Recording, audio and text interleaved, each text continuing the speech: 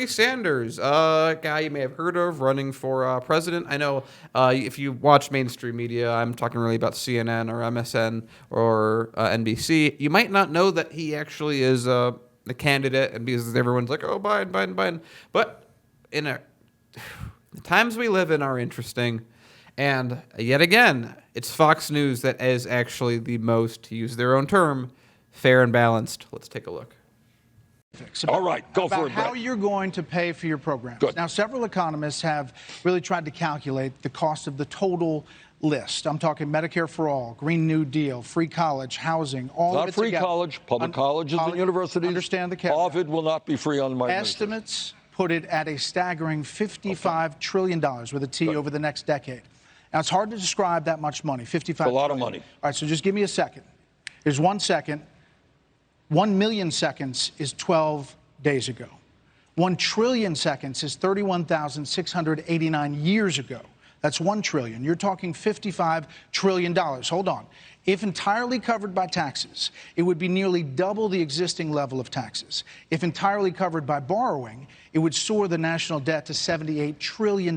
Now, the national debt is $23 trillion right now and counting. So, how can you pay for all this? Good. All right. Now, I don't have the teleprompter. All right, but I'll do my best. All right. I was to get the numbers right. Okay, good question. All right, let's deal with it. Fair question. Bernie, you're proposing bold ideas. How are you going to pay for them, right? With a big price tag. Yes. All right, let's deal with them. Medicare for all. How are you going to pay for Medicare for all? Fair question. How are we paying for it right now? We're paying for it right now by spending twice as much per person as the people of any other country. The average family in America makes approximately $60,000 a year. They are paying $12,000, paying even more. So what I propose is, instead of you, an average worker, paying $12,000 a year, what we are going to do is eliminate all premiums. And now let's be fair about this. Sometimes we're not fair on television. All right? Premiums are gone. Got it? Premiums. No one's paying any more co-payments on the Medicare for all. The absurd concept of a deductible is gone. All right? We're going to lower, because we're going to end the greed and collusion of the pharmaceutical industry. Nobody under my plan pays more than $200 a year for prescription drugs. Okay? All of that. Got that? No one's.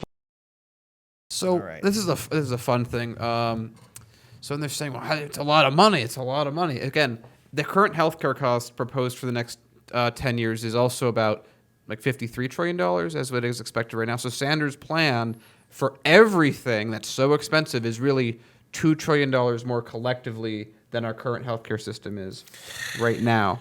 Wow. And Kathy Lloyd. Cassie Oh, yeah, Lloyd, thank you. hold on. She, Yes. Cassie Lloyd, thank you Okay. for the $50 super chat. I will never vote for Biden. Hashtag Dem exit if they cheat us again, because FTS. Yeah. Can't say it out loud, but yeah. Yeah. Take it away, Dan. Wow. So, but yeah, going back to this, like here's another piece of equally useful information as it's going to cost. By the way, why is the military budget always projected in year-to-year increments? But whenever it's progressive policies, it's mapped in 5 or 10-year increments. Because in reality, they're saying it's a $5.5 trillion budget. Let's be on that. So let me give you something equally as interesting and equally as useless. If you take all the blood vessels in the human body and stretch them end to end, they circle the Earth 2.5 times. If you take all the pockets in your lung and you flatten them out, it covers a tennis ball court. It's almost as if you phrase things a certain way and then take away all the context, it's stupid. It's again why I get annoyed with how you're going to pay for it, because no one asks, well, how will this help people? How will this help people that are going bankrupt? Will less people die? How will it help the U.S. economy? Sanders' response should be, it's going to cost less than the current system. Yeah. And because they can say, well, how are you going to pay for it? How are you going to pay for it? It's going to cost less than the current system. Because they don't care. They don't care if he gives a answer that is meaningful or thought through. They don't even care that it's on his campaign website. How are you going to pay for it? How are you going to pay for it? Because if you ask him how you're going to pay for it, you don't ask him anything else. Now, the ironic thing is, even though Fox News did ask him how are you going to pay for it, they gave him more time than MSN or CNN to answer that question. I want to comment on that. So, like, there's a lot to take, because there's a lot of great clips from that town hall. I watched it when you sent it to me this morning. I watched the entire thing. And, you know, we live in such a crazy world. And look, Fox News is no different than CNN. But at the end of the day, I mean, they've been pretty fair to Bernie Sanders, and they probably don't like him. They've been very fair to Tulsi Gabbard, and they probably might like some of her policies. But, I mean, they're asking him some real solid questions. And we all know that Fox News is more conservative and they lean more right-leaning. But that was a very fair town hall. I've never once seen anything like that on CNN or MSNBC or ABC or CBS. Nothing like that. Bernie Sanders basically gave out his platform and what he's going to do and how he's going to fight for it. And the audience embraced it. I mean, compare that audience to that audience or that non-biased audience in South Carolina. It's like night and day. And there's probably a lot of conservative voters there, a lot of diehard Republicans, people who probably won't vote for Bernie Sanders. But you know what? He explained his policies probably more so than he would ever on any other corporate media outlet. And I was impressed with how he was able to command the audience, how he was able to explain his policies. And yes, even have a little back and forth with the moderators. But the moderators were more respectful too. Like, what kind of world are we living in where it's Fox News that's doing a better job than all the other media outlets? And I'm not saying that they're perfect, but No. but I mean, compared to what we've been seeing for the past year and a half, it's pretty damn well impressive. So Paul. I have an interpretation of this that may be unpopular, All right, but go it's ahead. nonetheless how I interpret what's going on here. Mainstream political punditry that exists in places like Fox News, MSNBC, CNN is played out like a blood sport.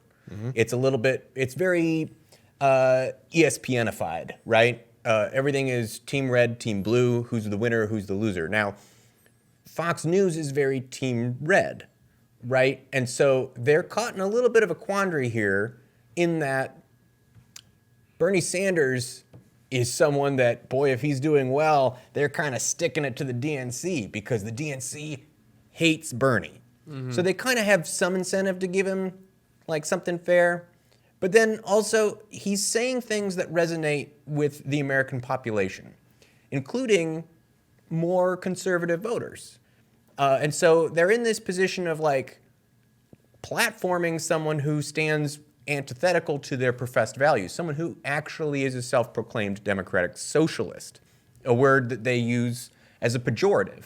So they're caught in this kind of weird spot of like, well, we kind of want to give people like Tulsi Gabbard and Bernie Sanders this platform because it's kind of a knife in the side of the Democratic Party, but also it doesn't really fit our brand, and so we have to look like we're being antithetical to that, but we can't push too hard because that's what our opponents want. They're in this really weird spot, right? It's very similar to my take on Tucker Carlson. He's allowed to say anti-imperialist, anti-war type positions because he's the guy who's always wrong, because he's the guy that says racist, xenophobic things about people who are citizens of the country to our southern border, people who don't look like him, right?